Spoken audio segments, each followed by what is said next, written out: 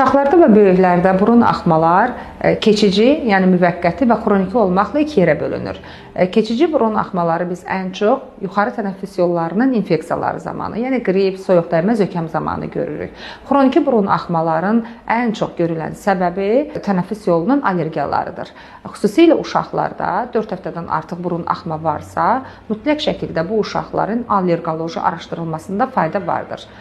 Burun axmalarının ən çox görülən səbəbi allergik rinit, yəni allergiya nəticəsində burun balqulaqlarının şişməsi, burun adenoidi, burun polipi və burun ətrafı ciblərin sinusiti, yəni qaymarit, frontit kimi patologiyalardır.